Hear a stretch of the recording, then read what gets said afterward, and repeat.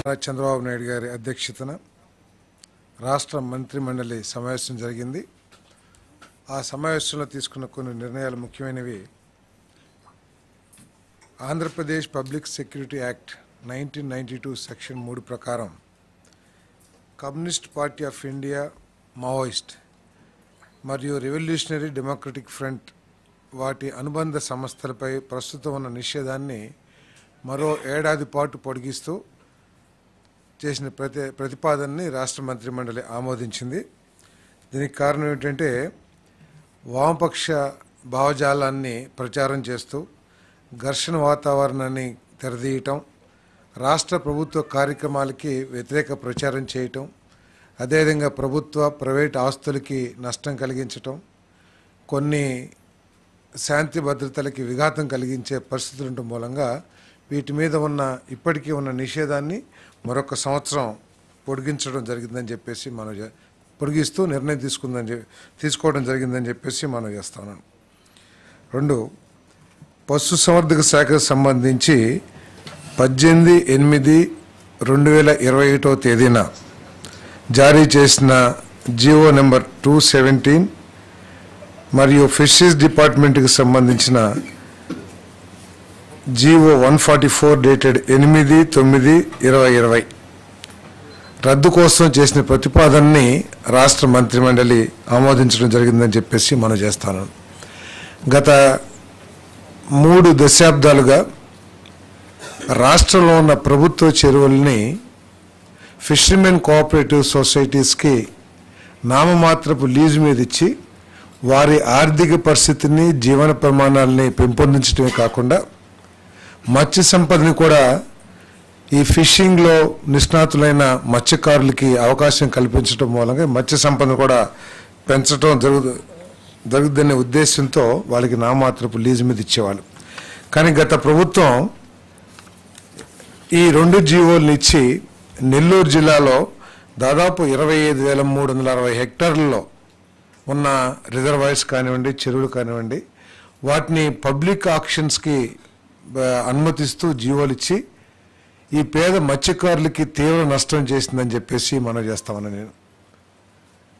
దాని మూలంగా మత్స్యకార సంఘాలు, ప్రజా సంఘాలు కోర్టులకు వెళ్ళటం ఇవన్నీ కూడా జరగడం జరిగింది.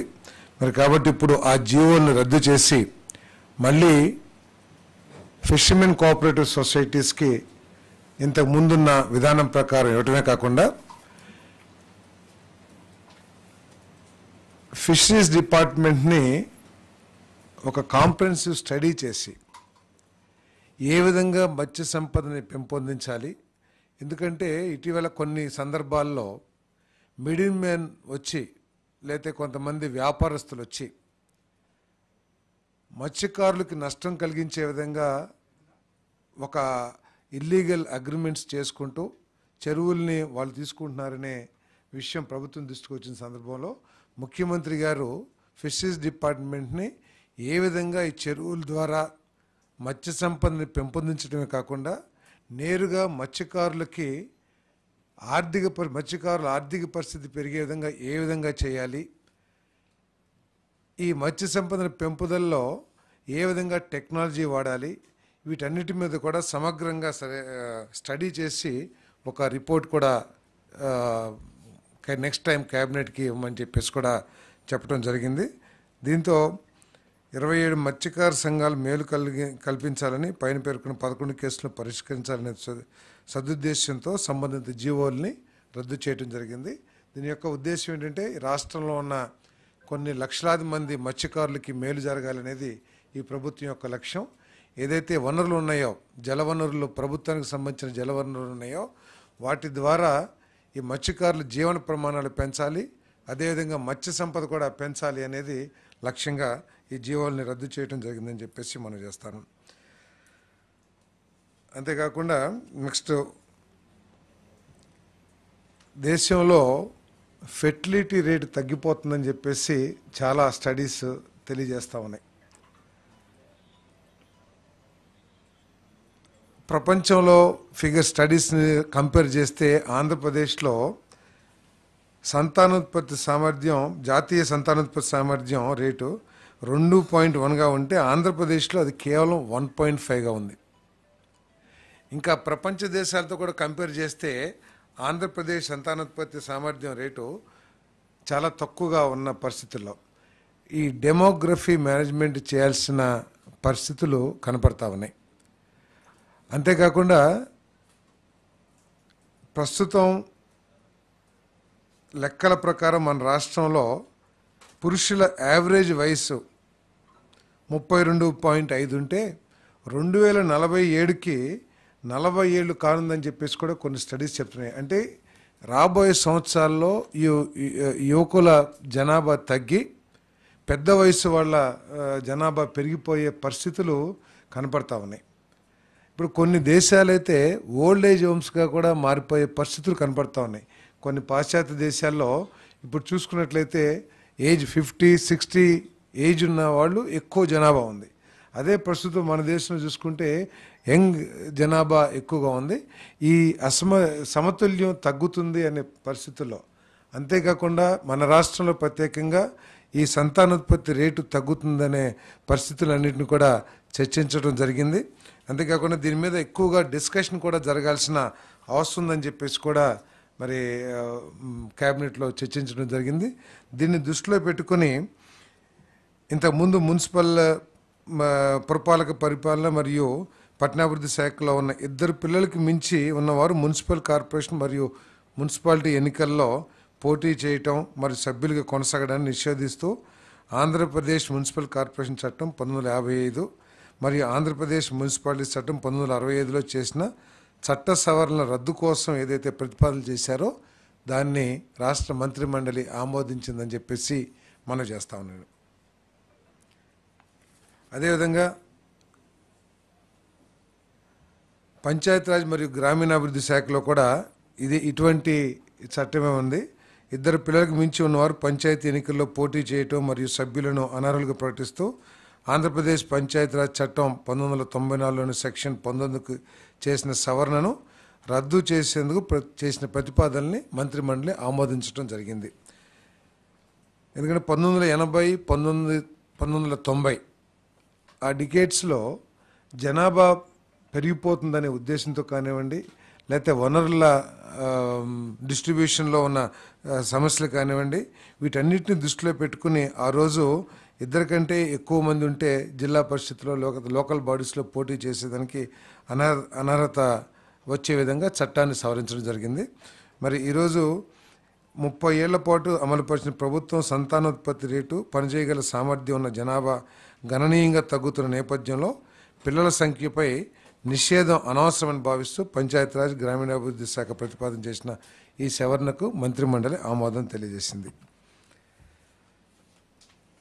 తర్వాత ఫేజ్ 1 కింద నేషనల్ మెడికల్ కమిషన్ నిబంధనలకు అనుగుణంగా విజయనగరం, రాజమహేంద్రవరం, ఏలూరు, మచిలీపట్నం, నంద్యాలలో 150 సీట్లతో నిర్మించిన నూతన వైద్య కళాశాలలకు సంబంధించి గతంలో మంజూరైన పోస్టులకు అదనంగా 380 పోస్టులు భర్తీ చేపట్టాలన్న ప్రతిపాదనను కూడా మంత్రిమండలి ఆమోదించిందని చెప్పేసి తెలియజేస్తాను. ఫేజ్ 2 కింద పాడేరు, మార్కాపూర్, పులివెందుల, ఆదోని మరియు మదనపల్లిలో నిర్మించిన నూతన వైద్య కళాశాలలో 24-25 విద్యా సంవత్సరంకు సంబంధించి 100 సీట్లతో మొదటి సంవత్సరం ఎంబీబీఎస్ కోర్సును ప్రారంభించడానికి అనుమతి కోరుతూ చేసిన ప్రతిపాదనను కూడా కేబినెట్ ఆమోదించిందని చెప్పేసి మనం చేస్తాను. నేషనల్ మెడికల్ కమిషన్ నూతన నిబంధనల అవసరాలకు అనుగుణంగా నిర్ణయం తీసుకోవడం జరిగింది. ఈ సందర్భంగా గుజరాత్లో ఉన్న పీపీపీ మోడల్ను అధ్యయనం చేయాల్సిందిగా కూడా ముఖ్యమంత్రి గారు సంబంధిత శాఖ అధికారులని, మంత్రి గారిని కూడా ఆదేశించడం జరిగిందని చెప్పేసి మనం చేస్తాను.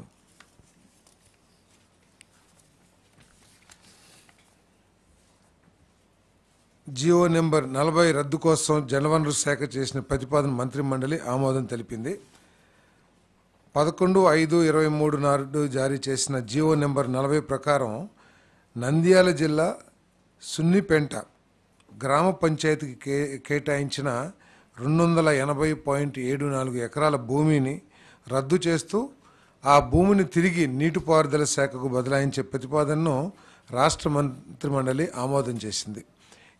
ఈ భూమిని అన్ని చట్టాలని అంటే అటవీ చట్టాలని వాటన్నిటిని కూడా పరుగులో తీసుకుని రాబోయే రోజుల్లో అక్కడ శ్రీశైలం ప్రాంత అభివృద్ధి కోసం చేసిన మాస్టర్ ప్లాన్కి వినియోగించుకోవాలని చెప్పేసి కూడా సూచన చేయటం జరిగింది. ఎందుకంటే ఒక మాస్టర్ ప్లాన్ ఇప్పటికే శ్రీశైలం దేవాలయాన్ని అభివృద్ధి చేయాలనే ఉద్దేశంతో మాస్టర్ ప్లాన్ ఇప్పటికే తయారు చేయడం జరిగింది. దీన్ని ఈ భూమిని కూడా వాడుకొని దాన్ని అభివృద్ధి చేయడం కోసం ఈ నిర్ణయం తీసుకోవడం జరిగిందని చెప్పేసి మనం చేస్తాను. ఇది సున్నిపేట పంచాయతీకి ఇవ్వడం జరిగింది, గ్రామ పంచాయతీకి.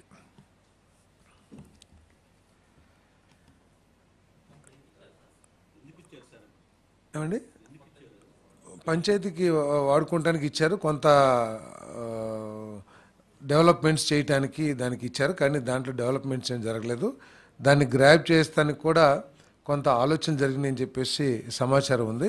అక్కడ భూమి కూడా, ఎందుకంటే ఫారెస్ట్ ఇంకో సైడు వాటర్ ఉంది కాబట్టి ఉన్న భూమిని వినియోగించుకొని శ్రీశైలం దేవస్థాన పరిధిని పెంచడమే కాకుండా బాగా అభివృద్ధి చేయాలి. ఎందుకంటే ఆ దేవస్థానానికి ఉన్న ప్రాసెసింగ్ కానివ్వండి, ప్రజల నమ్మకం కానివ్వండి, ఆ దేవస్థానాన్ని అభివృద్ధి చేయడానికి వినియోగించుకోవాలని చెప్పేసి నిర్ణయం తీసుకున్నది. మరి 2014-19 మరియు 2019-24 మధ్య ఎక్సైజ్ పాలసీలు మరియు వే ఫార్వర్డ్ మదింపు కోసం మంత్రిమండలిలో చర్చ జరిగింది.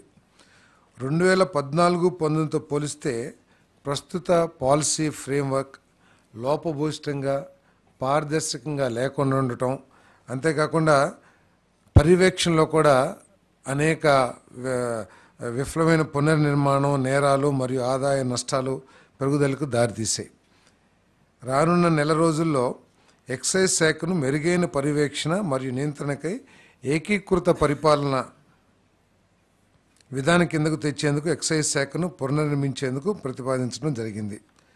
మద్యం రిటైల్ అమ్మకాలు, ప్రొక్యూర్మెంట్, క్వాలిటీ కంట్రోల్, ధరల నిర్ధారణకు విధానాలకు సంబంధించి ఇతర రాష్ట్రాలు, ముఖ్యంగా వేరే రాష్ట్రాల్లో ఎక్కడైతే మెరుగైన పాలసీలు ఉన్నాయో వాటి మీద స్టడీ చేయమని చెప్పేసి కూడా మరి మన ఆదేశించడం జరిగింది.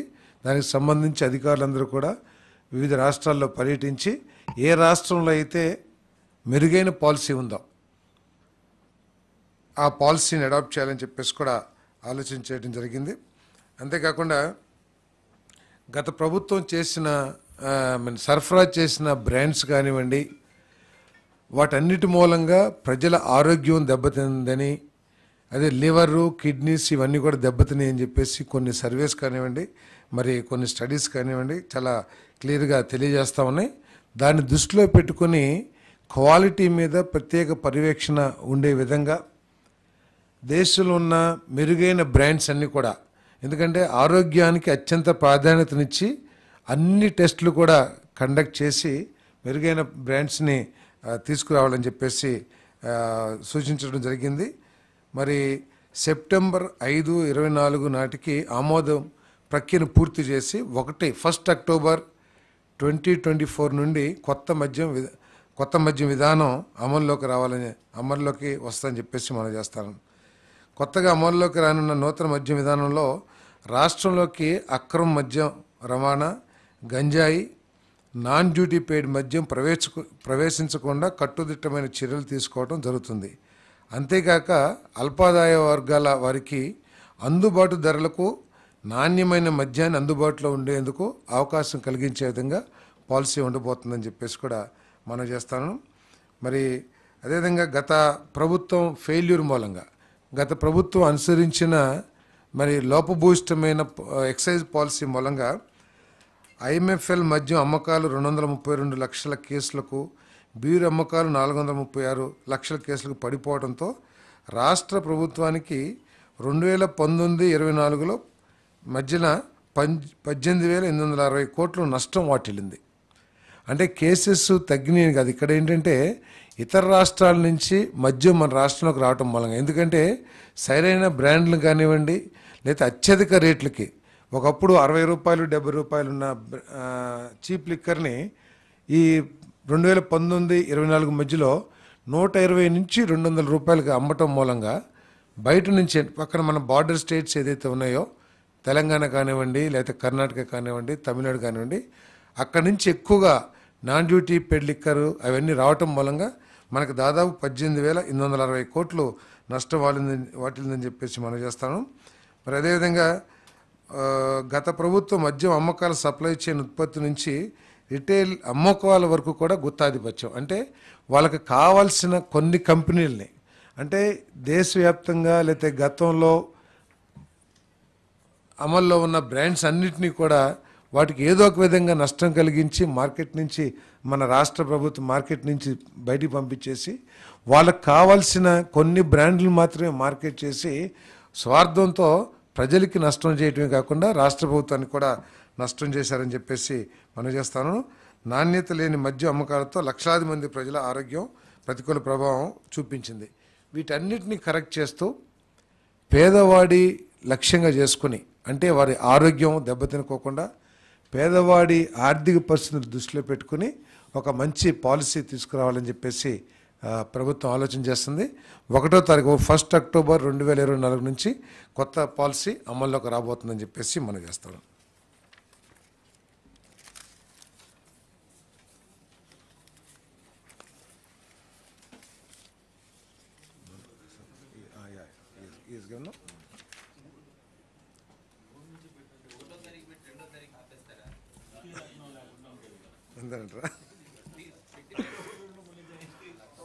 అంటే పాలసీ అనౌన్స్ చేసినా కూడా అమలు 5వ తారీఖు నుంచి అట్లా చూసి చేస్తాం. ముందు అమలు అనౌన్స్ చేస్తాం.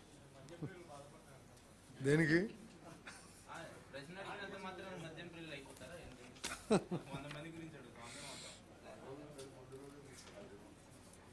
ఇప్పుడు ల్యాండ్స్కి సంబంధించి మీ అందరు చూస్తూనే ఉన్నారు. 22A ఫ్రీ ల్యాండ్స్ చేసేసి ఏ విధంగా గత ప్రభుత్వం ప్రభుత్వంలో పెద్దలు కానివ్వండి, లేకపోతే చాలామంది దళారులు కానివ్వండి, ఏ విధంగా ఈ భూముల్ని దోచేయటానికి ప్రయత్నం చేశారో మనం కూడా చూసి ఉన్నాం. ఇప్పటికే 22.95 కోట్ల రూపాయల ఖర్చుతో 21.86 లక్షల భూ హక్కు సర్వే పత్రాల స్థానంలో ప్రభుత్వం ముద్ర, అంటే ఇంతకుముందు జగన్మోహన్ రెడ్డి గారి ఫోటో పిచ్చితో కానివ్వండి, ఏదైనా కానివ్వండి, ఆయన ఆస్తి అన్నట్లు ఆయన ఫోటో వేసి ఏదైతే ఇచ్చారో వాటిని రీప్లేస్ చేస్తూ ప్రభుత్వ ముద్ర, అదేవిధంగా QR కోడ్తో కూడిన కొత్త పట్టాదారు పాస్ పుస్తకాలు అందజేయాలని చెప్పేసి కేబినెట్ నిర్ణయం తీసుకుంది. రెవెన్యూ శాఖకు సంబంధించి 22A నిషేధ జాబితాకు సంబంధించి ఫిర్యాదు సంఖ్యలో పెరుగుతున్న నేపథ్యంలో త్వరలోనే రెవెన్యూ గ్రామ సభలు నిర్వహించాలని ముఖ్యమంత్రి కేబినెట్కు సూచించారు. రాబోయే 3 నెలల కాలంలో గ్రామ సభలు అయ్యేంత వరకు, ఎందుకంటే రెవెన్యూ రికార్డ్స్లో చాలా మ్యానిపులేషన్ జరిగినాయి అని చెప్పేసి పేదవాళ్ళ భూ హక్కుల్ని కాపాడటం కోసం వచ్చిన కంప్లైంట్స్ను దృష్టిలో పెట్టుకుని రిజిస్ట్రేషన్స్ అన్నీ కూడా వెరిఫై చేయాలని చెప్పేసి చాలామంది ఏం చేశారంటే అధికారుల్ని కూడా తీసుకున్నో లేకపోతే రకరకాల అన్నీ చేసి రెవెన్యూ రికార్డ్స్ని మ్యానిపులేట్ చేశారు. వీటన్నిటిని వెరిఫికేషన్ చేసే వరకు కూడా 3 నెలలు రిజిస్ట్రేషన్స్ ఆపేయాలని చెప్పేసి కూడా నిర్ణయం తీసుకుంటం జరిగిందని చెప్పేసి మనం చేస్తాను నేను. మరి అంతేకాకుండా ఈ మ్యానిపులేషన్స్ని, ల్యాండ్ గ్రాబింగ్స్ని, వీటన్నిటిని కూడా బయటపెట్టాలని మన రెవెన్యూకు సంబంధించిన ఉన్నతాధికారుల్ని జిల్లాలు పర్యటించి వీటికి పాల్పడిన వ్యక్తులు ఎంతటి స్థాయి వాళ్ళైనా సరే కఠినంగా శిక్షించాలని చెప్పేసి కూడా ముఖ్యమంత్రి గారు సూచన చేయడం జరిగింది. మరి మన రెవెన్యూ అధికారులందరూ కూడా జిల్లాలు పర్యటించి వీటన్నిటిని కూడా వెలికి తీస్తానికి తయారు చేస్తారని చెప్పేసి కూడా మనం చేస్తాను. అదేవిధంగా ఏదైతే రాళ్ళు కొన్ని 100 కోట్ల రూపాయలు ఖర్చు పెట్టి ప్రభుత్వ సొమ్ముని దుర్వినియోగం చేసి దాని మీద కూడా ఆయన ఫోటోలు వేసుకునే విధంగా ఏదైతే చేశారో దాన్ని పూర్తిగా ఆపాలని చెప్పేసి కూడా నిర్ణయం తీసుకోవడం జరిగిందని చెప్పేసి కూడా మనం చేస్తామండి. ఒక 3 నెలలు 22Aకు సంబంధించి ఏదైతే ఉన్నాయో చాలా కంప్లైంట్స్ వస్తూ ఉన్నాయి. చాలామంది బెదిరించి తీసుకున్నారని, లేకపోతే రికార్డ్స్ని మ్యానిపులేట్ చేయటం కానివ్వండి. సో ఇప్పుడు దాకా 22Aలో ఉన్నాయి కాబట్టి చాలామంది దానికి సంబంధించిన పూర్తి సమాచారం పేదవాడి దగ్గర లేకపోవటం మూలంగా దాన్ని ఎక్స్ప్లాయిట్ చేసి ఏదైతే కంప్లైంట్స్ వచ్చినాయో ఆ కంప్లైంట్స్ని పూర్తిగా పరిశీలించి ఒక 3 monthsలో ఒక ఈ కరెక్షన్స్ అన్నీ చేసి అప్పుడు దాకా రిజిస్ట్రేషన్స్ ఆపమని చెప్పేసి నేను తీసుకున్నాను. మొత్తం 22A ఏం జరిగింది, 22Aకి సంబంధించి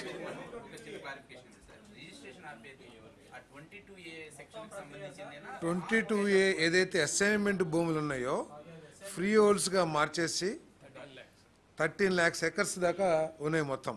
సో వాటన్నిటి మీద ఒక సమగ్ర రిపోర్ట్ తయారు చేసి, ఎందుకంటే దీంట్లో పేదల్ని బెదిరించి లాక్కున్నారు, లేకపోతే రెవెన్యూ రికార్డ్స్ని తారుమారు చేసి వాటిని చేజిక్కించుకున్నారు, భూ కబ్జాలు చేశారు, రకరకాల కంప్లైంట్స్, వీటన్నిటిని కూడా ఒక 3 monthsలో స్టడీ చేసి దాని మీద సమగ్రంగా ఎంక్వైరీ చేసి అప్పటి వరకు ఈ రిజిస్ట్రేషన్స్ ఆపడం జరుగుతుంది.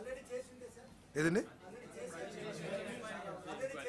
ఏం చేసి ఉంటే సో వాటి మీద తప్పకుండా ఎంక్వైరీ చేస్తారు. ఎవరైనా వాళ్ళు వచ్చి ఓనర్స్ కంప్లైంట్ చేసి మమ్మల్ని బెదిరించి తీసుకున్నారు, దాని మీద కూడా చట్టపరంగా ఎటువంటి చర్యలు తీసుకోవాలో తీసుకుంటారు. 25,000 ఎకరాలు జరిగింది ఇప్పుడు దాకా రిజిస్ట్రేషన్ జరిగినాయి. సో ఫర్దర్గా కూడా ఇది జరగకోకుండా ఇవన్నీ కూడా ఎంక్వైరీ చేస్తాం.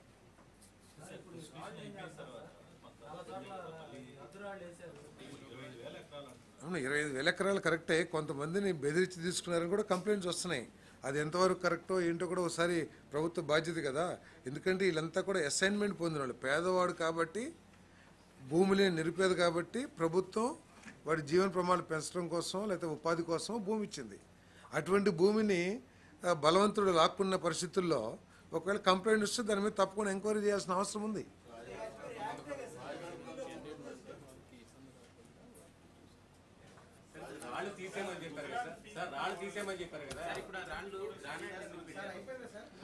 అంటే ఖాళీగా ఉన్న రాళ్ళ మీద తీసేస్తారని అంటారు. ఖాళీ ఇంకా పెగ్గింగ్ చేయని రాళ్ళు ఉన్నాయి కదా, వాటిల్ని వాడరని చెప్తారు. ఆ ప్రభుత్వం నిర్ణయించుకోవాలి. గ్రానైట్ అది కూడా గెలాక్సీ స్టోన్ అని కూడా స్పెసిఫికేషన్ ఇచ్చారని చెప్పి చెప్తారు.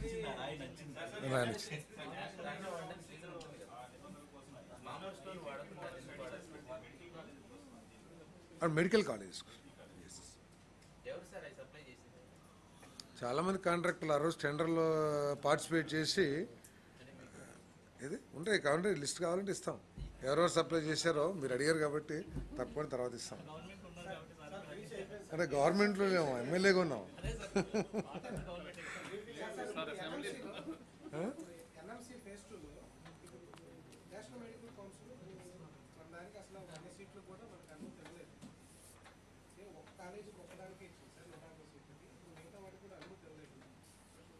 అదే సెకండ్ ఫేజ్లో ఉన్న కాలేజెస్ని మన గుజరాత్లో ఉన్న ఏదైతే పీపీపీ మోడల్ ఉన్నాయో దాన్ని స్టడీ చేసి ఏ విధంగా చేయాలని నెక్స్ట్ క్యాబినెట్కి తీసుకురావడం జరుగుతుంది.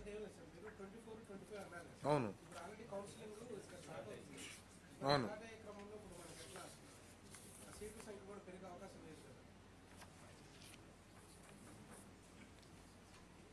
24-25కి 100 seatsతో స్టార్ట్ చేస్తాం. 24-25లో ఇచ్చిన వాటిలో 24-25కి స్టార్ట్ చేస్తాం.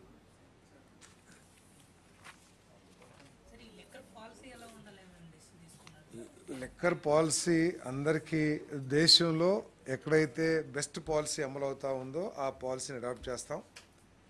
ప్రజల ఆరోగ్యం అత్యంత ముఖ్యం, క్వాలిటీ ముఖ్యం, ప్రజలు ఆమోదించిన బ్రాండ్స్ని ఈ రాష్ట్రంలోకి తీసుకురావాలనేది ముఖ్యం.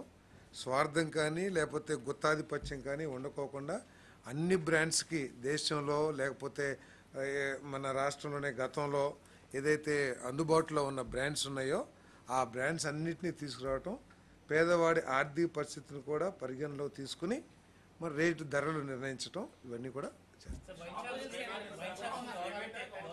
అంటే పాలసీ ఇంకా ఫైనలైజ్ కాలేదు కదా, దాంట్లో తెలుస్తుంది ఎవరు రన్ చేసేది ఏంటిది. ఏమండి ఇంకా కొన్ని పరిస్థితులు ఉన్నాయని చెప్పేసి కొన్ని ప్రాంతాల్లో ప్రత్యేకంగా కొన్ని జిల్లాల్లో, రాష్ట్రం అంతా ఒకప్పుడైతే రాష్ట్రంలో అన్ని జిల్లాల్లో కూడా ఉన్నట్లు మనందరం కూడా మనకి ఎక్స్పీరియన్సెస్ ఉన్నాయి. కానీ ఇప్పటికి కూడా కొన్ని జిల్లాల్లో ఉన్నాయి కాబట్టి ఇంకొక 1 year ఎక్స్టెండ్ చేస్తాం.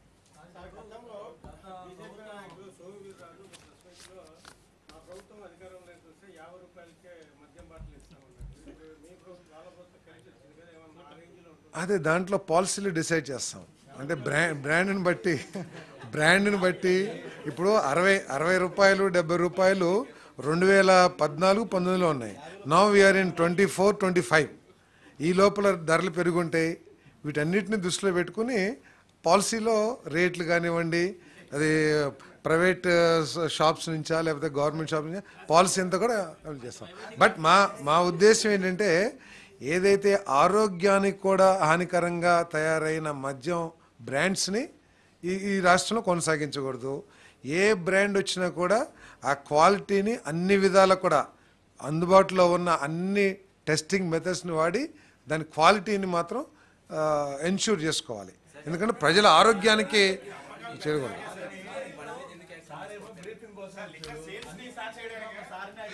పర్వాలేదు చెప్తాం. అదే ఏమండి, లిక్కర్ సేల్స్ పెంచడం కాదు, ఇల్లీగల్ లిక్కర్ కానివ్వండి, లేదా ఇతర రాష్ట్రాల నుంచి తీసుకొచ్చేసి ఇక్కడ అమ్ముకుంటాం కానివ్వండి, లేకపోతే పేదవాళ్ళని దోచేసే విధంగా కానివ్వండి, ఇవన్నీ వండుకోకుండా పాలసీ. ఇప్పుడు 200 రూపాయలు ఏ విధంగా లాస్ అయ్యాం మనం?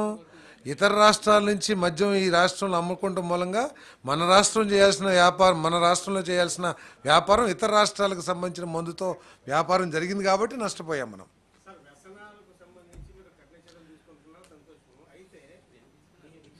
డీ అడిక్షన్ సెంటర్స్ కూడా పెంచుతాం.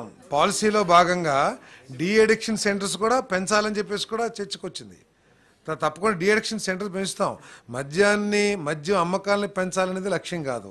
ఈ ప్రభుత్వం యొక్క లక్ష్యం క్వాలిటీ మందు, అదేవిధంగా పేదవాడి ఆర్థిక పరిస్థితిని దృష్టిలో పెట్టుకొని ఐడి లిక్కర్, గంజాయి, ఈ డ్రగ్స్, ఎందుకంటే ఎప్పుడైతే కాస్ట్లీ అయిపోయిందో మందు, పేదవాడు తక్కువ ధరకు అందుతున్న గంజాయికి కానివ్వండి లేదా ఇంకా ఇతర మార్గాలకి అలవాటు పడుతున్నాడు. కాబట్టి వాటన్నిటిని నిరోధించే దిశలో కూడా ఈ పాలసీ ఉండబోతాం.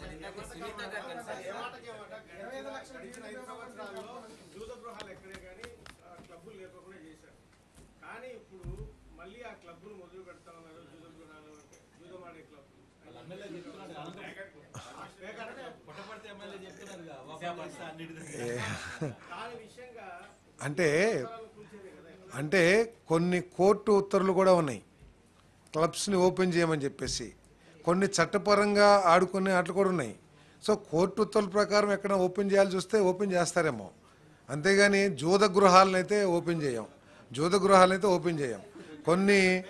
కొన్ని పేకాట క్లబ్లని పేరు పెట్టేశారు మీరు. పేకాటలో కూడా రకరకాల ఆటలు ఉన్నాయి. కొన్ని ఆటలు చట్టపరంగానో లేకపోతే న్యాయపరంగానో కూడా ఆడవచ్చని కూడా కోర్టు ఉత్తర్వులు ఇస్తున్నాయి. దానికి కావాల్సిన ఏర్పాట్లు చేసి పోలీస్ మానిటరింగ్ చేసి నడుపుకోమని చెప్పేసి కూడా కోర్టు ఉత్తర్వులు ఇస్తున్నాయి. అటువంటి ఉత్తర్వులు ఉన్న చోట ఓపెన్ చేయాల్సి వస్తుందేమో తెలియదు. అదైతే నా దృష్టిలోకి రాలా.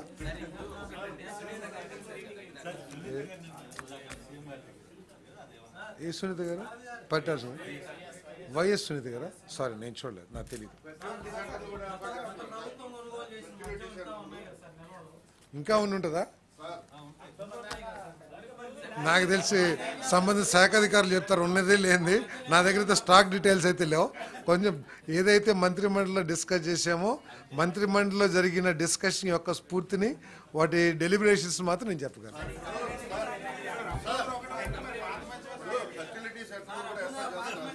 ఏమండి, దాని గురించి చర్చించేలా, కానీ ఫెర్టిలిటీ రేటు తగ్గిపోతుంది అనేది మాత్రం అర్థం చేసుకోవాల్సిన విషయం.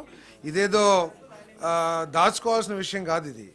ఇది రాష్ట్ర భవిష్యత్తుకి దేశ భవిష్యత్తు సంబంధించి డిస్కస్ చేయాలి, డిబేట్ చేసి ఎందుకు ఫెర్టిలిటీ రేట్ తగ్గిపోతుంది compare to China, other countries also మన రాష్ట్రంలో తక్కువ ఉంది.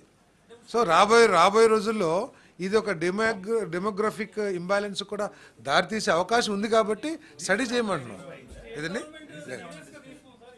ఏదండి వాళ్ళు ఎన్నికల్లో తప్పకుండా దాన్ని ఎంతో హెల్త్ పాయింట్ ఆఫ్ వ్యూలో కూడా దాన్ని స్టడీ చేయాల్సిన అవసరం ఉంది. మన కల్చర్ కానివ్వండి, లేకపోతే మన ఫ్యామిలీ సిస్టమ్స్ కానివ్వండి, వీటన్నిటిని కూడా మనం డీటెయిల్గా డిస్కస్ చేయాల్సిన అవసరం ఉంది. ఎందుకంటే ఈరోజు మన స్ట్రెంగ్త్ ఏంటి? వీ హ్యావ్ యంగెస్ట్ పాపులేషన్ ఎక్కువగా ఉన్న దేశాల్లో మన దేశం నెంబర్ 1 స్థానంలో ఉంటుంది. ఇప్పుడు చాలా దేశాలు ఓల్డ్ ఏజ్ హోమ్స్గా మారిపోయినాయి. జపాన్ కానివ్వండి, చాలా దేశాల్లో ఎక్కువ majority of the population 50-60 years వాళ్ళు ఉన్నారు. మన దగ్గర majority of population 25 to 40 years వాళ్ళు ఉన్నారు. కాబట్టి ఇది డెమోగ్రఫిక్ ఇంబ్యాలెన్స్కి స్టడీస్ చెప్తున్నాయి, సో సర్వేస్ చెప్తున్నాయి. కాబట్టి దీని గురించి ఒక ఆలోచన చేయాలి. దాంట్లో భాగంగా మేము ఈ చట్టాలను రద్దు చేసాం. ఏది ఏముంది చెప్పండి, మీరు గుర్తు చేయండి.